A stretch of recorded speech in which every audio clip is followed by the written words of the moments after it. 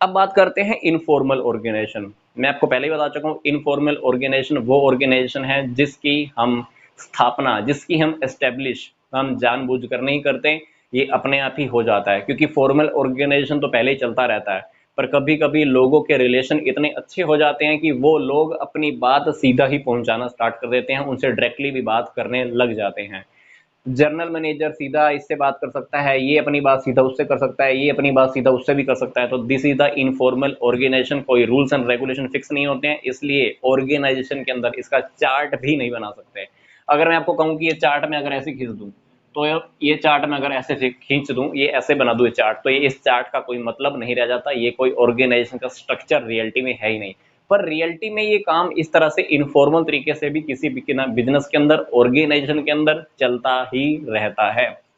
फायदे, जानबूझकर स्थापित नहीं होता। दूसरी बात, रूल्स एंड रेगुलेशन फिक्स नहीं होते हैं, इसलिए फ्लेक्सिबिलिटी बहुत होती है काम करने के अंदर। पर्सनल फीलिंग का बहुत ध्यान रखा जाता है, छोटी छोटी प्रॉब्लम्स को समझा जाता है, क्योंकि कोई भी सीधा ही किसी से भी बात कर लेता है। No defined relationship, relationship fix नहीं होते हैं, कौन किसका बॉस है किसका नहीं है, इसलिए कोई भी किसी से भी सीधा जाकर बात कर लेता है। पांचवी बात मैंने बताया था भी, और जो अगर ये लाइन में सीधी यहाँ खींच दूं, तो इस प्रकार का कोई चार्ट मैप हम नहीं बना सकते। फॉर्मल का तो चार्ट होता है, अगर मैं इस लाइन को हटाऊं, फॉर्मल ऑर्गेनाइजेशन का तो चार्ट है, पर इनफॉर्मल ऑर्गेनाइजेशन का रियलिटी में कोई चार्ट नहीं है। क्योंकि अगर आप चार्ट बनाने बैठोगे तो पूरा अंगूर का गुच्छा बन जाएगा, क्योंकि कोई किसी से बात कर रहा है, कोई किससे बात कर रहा है, कोई ऊपर से नीचे बात कर रहा है, पूरा का पूरा एक गुच्छा बन जाएगा। आप समझ नहीं पाओगे चार्ट के अंदर हुआ क्या, रिलेशनशिप किसका किसके साथ है, सब गड़बड़ लगेगा आपको। इसलिए चार्ट नहीं बन सकता। स्टेबिलिटी नहीं रहती है इस प्रकार के बिजनेस के अंदर, इस प्रकार के ऑर्गेनाइजेशन के अंदर। क्यों नहीं रहती है?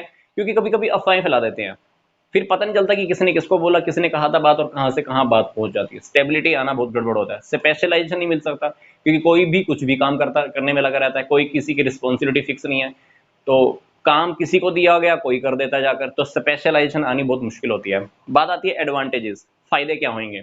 इसके जो डिसएडवांटेजेस हैं, इसके एडवांटेजेस बन जाएंगे। काम बहुत जल्दी होने वाला है। इनफॉर्मल में इनिशिएटिव लेते हैं लोग, रिलेशनशिप का मैकेनिज्म नहीं होता है, क्योंकि हर कोई अपनी बात कर सकता है। पर्सनल फीलिंग का इसमें ध्यान रखते हैं, एडवांटेज है ये भी। और ऑफिसर का प्रेशर नहीं होता, क्योंकि ऑफिसर का अगर प्रेशर होता भी है तो वो खुलकर अपनी बात उसको बता देता है कि आज मैं काम नहीं करूंगा या कम काम करूंगा। डिसएडवांटेजेस क्या हैं? जो इसके एडवांटेजेस हैं, ये इसके डिसएडवांटेजेस बन जाएंगे अपने आप। पहली बात, रिस्पॉन्सिबिलिटी आप इसमें फिक्स नहीं कर सकते। पहला डिसएडवांटेज, रिस्पॉन्सिबिलिटी आप फिक्स नहीं कर सकते। दूसरा एडवांटेज क्या है? काम दोबारा दोबारा भी हो सकता है, ओवरलैपिंग हो सकता है। यूनिटी ऑफ कमांड को फॉलो नहीं किया जाता। गोल को अचीव करना बहुत टेढ़ा काम होता है। फर्म के अंदर, ऑर्गेनाइजेशन के अंदर स्टेबिलिटी नहीं रहती है, बहुत जल्दी ये ध्वस्त हो जाता है। फिर पार्शियलिटी भी कभी कभी होती है, क्योंकि पता नहीं चलता किसने क्या कहा था, भेदभाव होता रहता है। फिर कंट्रोल करना बहुत मुश्किल है। मान लो किसी ने अफवाह फैला दी, तो आप पकड़ नहीं पाओगे कि किसने बात बोली थी। उस चैन को, उस स्टार्टिंग वाले पॉइंट को आप पकड़ना बहुत मुश्किल हो जाता है हमारे लिए, कि स्टार्टिंग में बात फैलाई किसने है। तो वहां पर कंट्रोल करना बहुत टेढ़ा काम हो जाता है।